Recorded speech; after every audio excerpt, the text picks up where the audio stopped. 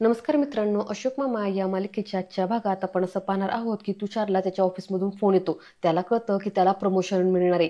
आता ही गोष्ट ईश्वर काकांना कळाल्यावरती ईश्वर काका त्याचं अभिनंदन करतात आणि फार खुश होतात. यावरती तुषार म्हणतो की हो बाबा, मला मिळणार आहे प्रमोशन, पण त्यासाठी मला पैसे द्यावे लागणार आहेत. ईश्वर काका म्हणतात, अरे पैसे म्हणजे तू लाच देणार आहेस? त्याची काही एक गरज नाही. तू एक काम कर, तू आपल्या मेरिटनीच पुढे जा. तुषार चिडतो आणि म्हणतो, बाबा तुम्हाला काही कळतंय का हो? उलट मला प्रमोशन मिळालं ना तर चांगलंच होणार आहे, तुम्हाला काही कळत नाही, असं म्हणत आता तो रागात बाहेर पडतो. तुषार इकडे येऊन अनिशला भेटतो आणि अनिशला सांगतो की अरे अनिश, मला प्रमोशन मिळणार आहे. अनिश खुश होतो आणि म्हणतो, अरे वा, कॉंग्रॅच्युलेशन्स, किती लकी आहेस रे तू, प्रमोशन मिळणार आहे तुला, म्हणजे आता तुझी सॅलरी वाढणार, तुझे जेवढ्या पैशांचं नुकसान झालंय ते लवकरच रिकवर होऊ शकतं रे. Good, I am happy for you. Tushar म्हणतो, अरे अनिश, मला प्रमोशनसाठी 5 लाख रुपये कॅश भरायचे, मी 3 लाख रुपये कसं तरी मॅनेज करू शकतो, पण मी तुला जे 2 लाख रुपये दिले होते ना, तू जर ते मला परत केलंस तर बेटर होईल. हे बघ, मला कळतंय मी तुला खूप शॉर्ट नोटीसवरती सांगतोय रे, पण मला जेन्युअनली गरज आहे. अनिश म्हणतो, आय कॅन अंडरस्टँड. अरे पण लगेच मी तुला कसं काय पैसे देऊ? नाही म्हणजे मला थोडा वेळ लागेल. आधीच 7 लाख रुपये त्या फ्रॉडमध्ये गेलेत. भैरवीची नोकरी गेली, मामाचा आजारपण, एक्स्ट्रा खर्च, मुलं. तर तुषार त्याला थांबवत म्हणतो, अरे अनिश थांब, मला हे सगळं पाठ झालंय. हे बघ, तुझी गरज होती तेव्हा मी तुला मदत केली की नाही? आता मला गरज आहे तर तू मला मदत कर. अनिश म्हणतो, अरे मी कुठे तुला नाही म्हणतोय, मी देतो ना तुला पैसे, पण मला थोडा वेळ लागेल रे. तुषार चिडतो आणि म्हणतो, अरे वेळ? अरे यार, मला परवा पैसे भरायचे अनिश, तुला कळतंय का? अनिश म्हणतो, अरे परवापर्यंत मला शक्य नाही रे, मला थोडा वेळ लागेल. तुषार फार चिडतो आणि म्हणतो, बाद झालं, माझी चूक झाली, मी तुला मदत केली, आता माझ्यावरती वेळ आली आहे तर सोड, असं म्हणत रागात तुषार तिथून निघून जातो. तर इकडे घरी इरा आणि ईशान ह्या दोघांची स्कूलमधून ट्रिप जाणार असते. आता ट्रिपला जायला मिळणार नाही म्हणून ईशान जरा नाराज असतो. संयमी विचारू लागते की काय झालं. सुरुवातीला इरा सांगायला तयार नसते, पण नंतर ईशान सांगतो की अगं संयमी ताई, आमची स्कूलमधून ट्रिप जाणार आहे, त्यामध्ये सगळं काही नेचर पार्क वगैरे सगळं असणार आहे आणि आम्हाला जायला मिळणार नाहीये. इरा म्हणते की मी मावला 2 वेळा रिमाइंड केलं, पण तिने लक्षच दिलं नाही. संयमी म्हणते की डोंट वरी, आत्ताची ही ट्रिप सोडा, तुम्ही नेक्स्ट ट्रिपला जा, तोपर्यंत मी पैसे साठविल ना. तसंही माझा बिझनेस चालू झाला की थोडेफार पैसे माझ्याकडे येतील. नाहीतर एक काम करूयात, मी स्पॉन्सर करते, मी तुम्हाला ट्रिपला घेऊन जाईल. ईशान म्हणतो की नाही नको, त्यावेळेस माझ्या स्कूलमध्ये फ्रेंड नसणार आहेत ना सोबत. इकडून भैरवी येते आणि ह्यांचं बोलणं ऐकू लागते. ती पुढे येऊन म्हणते की का नाही जाणार ट्रिपला, तुम्ही नक्की जाणार ट्रिपला? इरा म्हणते, अगं माऊ पण. भैरवी तिला थांबवत म्हणते, पण बिन काही नाही, तुम्ही नक्की जाणार आहे ट्रिपला. असं म्हटल्यावरती आता ईशान इरा दोघंही खुश होतात आणि तिथून खेळायला निघून जातात. त्यानंतर इकडे भैरवी किचनमध्ये सूप करायला येते. संयमी तिच्या जवळ येते आणि म्हणते, माऊ हे बघ, हे सगळं करायची काही एक गरज नाहीये. भैरवी म्हणते, काय सूप करायची गरज नाहीये, तू करणार आहेस? संयमी म्हणते की माऊ प्लीज, विषय बदलण्याचा प्रयत्न करू नकोस, ह्यांना ट्रिपला पाठवण्याची काही एक गरज नाहीये ग, आधीच तुझी नोकरी गेली, त्यात अजून हा सगळा खर्च. तर भैरवी म्हणते, समा तू खरंच काही काळजी करू नकोस, तेवढे पैसे आहेत माझ्याकडे, माझी सेव्हिंग आहे.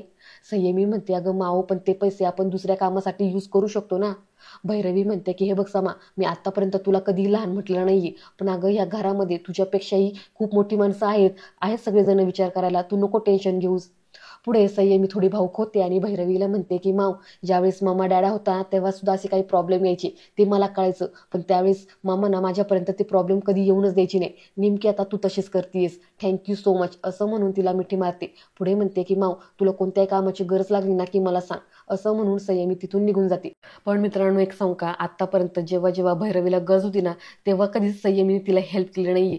तुम्ही आधी पण एपिसोडमध्ये पाहिलं असेल, भैरवी तिला घरातली कामं सांगायची, त्यावेळेस ती कॉलेजचं काहीतरी नाटक करून निघून जायची, आणि आता म्हणते की तुला काही मदत लागली की मला सांग, असं. तर इकडे ऑफिसमध्ये हर्षा रागात बाहेर येते आणि तृप्तीवरती ओरडत म्हणते की व्हॉट रबिश, हा असा मंथली रिपोर्ट देणार आहोत का आपण? तृप्ती म्हणते, अगं पण हर्षा, एवढं काय झालं? हर्षा चिडून म्हणते, एवढं काय झालं म्हणजे या रिपोर्टप्रमाणे फक्त 20% काम पुढे गेलेलं आहे, अशाने लोकांना कळेल तुमची ना घरात बसायचीच लायकी आहे, आणि वर मला उत्तर द्यावी लागतील ना ती वेगळीच. गायधनी उठतात आणि म्हणतात की अगं हर्षा, त्यात जे लिहिलंय तेच खरंय, गेल्या महिन्यात इतक्या गोष्टी घडल्यात आपल्या कंपनीत, आणि महिनाभर तर काम बंद होतं, मग तर हे होणारच ना. हर्षा म्हणते, हो पण आपण ते मेहता साहेबांना सांगू शकणार आहोत का? काय गायधनी, जरा अक्कल वापरा ना. तर योगिता उठते आणि म्हणते, खोटा रिपोर्ट कस काय द्यायचा? आपण जर असा खोटा रिपोर्ट दिला आणि उद्या जर साईटवर कोणी इन्स्पेक्शनसाठी गेलं, त्यांना कळेल ना की काहीच काम झालं नाही, तेव्हा काय करायचं? तर हर्षा योगितावरती चिडून म्हणते की योगिता, हे असले फालतू सेले मला परत द्यायचे नाहीत, कळलं? मी जेवढं सांगितलंय ना तेवढंच काम करायचं. रिपोर्टमध्ये काम व्यवस्थित सुरू आहे असंच लिहून आलं पाहिजे आणि जमत नसेल ना तर घरी जाऊन बसायचं, कळलं? पुढे ती म्हणते, वन मोर थिंग मिस्टर माझगावकर, तुम्ही या कामामध्ये अजिबात पडायचं नाही. ह्या रिपोर्टपासून आधी तुम्ही लांब राहायचं. उगाचच तुमच्या प्रामाणिकपणाचे मूर्ख सल्ले आम्हाला नको आहेत. आपण सगळेजण प्रॉब्लेममध्ये येऊ, कळतंय का? यावरती आता अशोक मामा हसायला लागतात. हर्षा म्हणते, हसायला काय झालं? तर अशोक मामा म्हणतात, कसं असतं ना, आपल्याला एखादं काम आवडतं, ते आपल्याला काम करता येतं, ते काम आपण नेहमी आनंदात करतो. तुम्हाला काम करण्यापेक्षा ना दुसऱ्याला ओरडण्यातच जास्त मजा येते असं मला दिसतंय, कारण तुम्हाला मी आनंदात काम करताना कधी बघितलंच नाहीये. हर्षा चिडते आणि म्हणते, हाऊ डेअर यू मिस्टर माझगावकर. तर अशोक मामा म्हणतात की एक गोष्ट लक्षात ठेवा, भैरवीला काढून टाकण्यामध्ये तुम्हाला याच लोकांपैकी कुणीतरी मदत केलेली आहे आणि आता तुम्ही याच लोकांना सगळ्यांसमोर हाडतूड करताय. तुम्ही दाखवून देताय की तुम्ही कोणाच्याच नाहीये, परंतु उद्या जेव्हा हेच लोक तुमच्या विरोधात गेले ना तर तुमचा प्रॉब्लेम होईल. आता हे ऐकल्यावरती हर्षाला फार राग येतो आणि ती म्हणते, come on everyone, get to back work. असं म्हणून ती आता तृप्तीच्या तोंडावरती तो रिपोर्ट फेकते आणि म्हणते की हा रिपोर्ट मला आजच्या आज तयार करून हवाय. असं म्हणून रागात आता ती तिच्या केबिनमध्ये निघून जाते. तर इकडे मीना चंदनरावकडे येते आणि म्हणते की अहो, श्रावण सुरू होतोय. चंदनराव म्हणतात की अगं काय सांगतेस, मी सकाळी फक्त मिसळ खाल्ली, बाकी काही खाल्लं नाही, तुझी शपथ. मीना म्हणते, ते राहू द्या, मी त्याचं नाही म्हणते, मी तुम्हाला हे सांगते की आता श्रावण सुरू झाल्यावरती भैरवीच्या लग्नानंतरचे सगळे पहिले सण सुरू होणार आहेत, ते सगळे करावे लागतील ना, मंगळागौर वगैरे सगळे सण अगदी उत्साहाने साजरे करायचे. चंदनराव म्हणतात, अगं मीना असं काय करतेस, भैरवी आता कुठे त्या प्रॉब्लेममधून बाहेर निघते आणि हे काय मध्येच तू काढलं? तर मीना म्हणते, ते काही नाही, उलट चार चौघा बायकांमध्ये ती मिसळली ना तर तिचं टेन्शन ती थोडीसं बाजूला ठेवू शकेल, त्या ट्रेसमधून थोडी ती फ्री होईल. तर चंदनराव मात्र ह्या गोष्टीसाठी तयार नसतात. मीना म्हणते, ते काही नाही, सगळे सण असे मस्तपैकी साजरे करायचेत मला. आता मस्तपैकी मंगळागौर आपल्याला या मालिकेतून पाहायला मिळणारी, तुम्ही पाहिलंच असेल आता आलेले प्रोमोत, वर्षा उसगावकर या मंगळागौरसाठी येणारे. असो, तर इकडे आता तुषार वैतागत इकडे घरी येतो. ईश्वर काकांना सांगतो की आता मला गरज आहे, तर अनिश मला पैशाची मदत करायला तयार नाहीये. ईश्वर काका चिडतात आणि म्हणतात, की अरे मुळात म्हणजे तू अनिशकडे पैसे मागायला गेलास कशाला? तुषार पण चिडून म्हणतो की हे बघा बाबा, मी मनात आलं म्हणून पैसे मागायला गेलोच नव्हतो, मी त्याला मदत केली होती ना, तेच पैसे मी त्याच्याकडे मागायला गेलो होतो.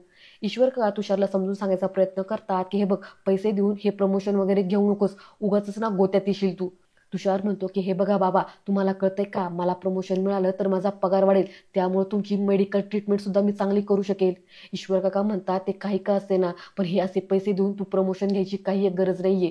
तर तुषार म्हणतो, नाही या बाबा, हे प्रमोशन मला हवंच आहे. आता जर मला अनिशने मदत नाही ना केली तर मी अशोक काकांना ना अनिशबद्दलचं सगळं सांगेल. ईश्वर काका म्हणतात की हे बघ तुषार, तू असं काही करणार नाहीयेस. अरे तुला माहिती आहे ना, अशोकने आपल्या या घरासाठी आपल्याला किती मदत केली ती. तर तुषार म्हणतो की हो मला मान्य आहे ना, पण आता प्रश्न माझ्या प्रमोशनचा आहे. ईश्वर काका म्हणतात, अरे तुला मैत्रीपेक्षा पैसा महत्वाचा वाटतो का? तुषार म्हणतो की हो, पैसाच महत्वाचा आहे. असं म्हणत रागात तिथून तो निघून जातो. त्यानंतर आता भैरवी अनिशला फोन लावते आणि विचारते की कुठे आहेस? अनिश म्हणतो की हे काय कंपनीच्या खाली चालू चहा पिण्यासाठी, तू काय खाल्लंयस का? भैरवी म्हणते की हो, मी आता सूपच घेते. बरं, मी तुला फोन यासाठी केला होता की इरू ईशांची स्कूलमधून ट्रिप जाते. अनिश म्हणतो की त्यांना या परिस्थितीत ट्रिपला पाठवायची गरज आहे का? भैरवी म्हणते की हो, अरे प्रॉब्लेम्स आपले आहेत, मग त्यांनी का कॉम्प्रोमाइज करायचं? अनिश म्हणतो हो, पण अगं त्यांना ट्रिपला पाठवायचं म्हणजे? भैरवी म्हणते की म्हणजे अरे पाठवायलाच पाहिजे ना त्यांना ट्रिपला. हे बघ, त्यांची ट्रिप म्हणजे एक एज्युकेशनचाच पार्ट आहे आणि त्यांच्या एज्युकेशनसाठी मी काही कॉम्प्रोमाइज करणार नाहीये. पुढे ती म्हणते की अनिश, हे बघ, तू नको टेन्शन घेऊस, मी मॅनेज करेल. खरं तर ही गोष्ट मी तुला सांगणारच नव्हते, पण पैशाच्या बाबतीत छोट्यातली छोटी गोष्ट तुला माहितीच पाहिजे म्हणून तुला सांगितली. चल बोलूया नंतर. असं म्हणत ती फोन कट करते. आता अनिशला मात्र ह्या गोष्टीचं टेन्शन आलेलं असतं. आणि आजचा भाग इथेच संपतो. मला वाटलं होतं की आज जनार्दन येऊन भैरवीला सगळं काही सांगेल, पण मित्रांनो त्यांनी असं काही दाखवलं नाही. आता हे उद्याच्या भागात आपल्याला असं दाखवणार आहेत की जनार्दन येतो आणि अनिशचे आणि त्याचे पैसे बुडाल्याचं भैरवीला सांगतो. आता हे ऐकून भैरवीला धक्का बसतो. आजचा भाग तुम्हाला कसा वाटला ते मला कमेंटमध्ये नक्की सांगा आणि उद्याचा भाग पाहण्यासाठी चॅनलला सबस्क्राईब करा. धन्यवाद.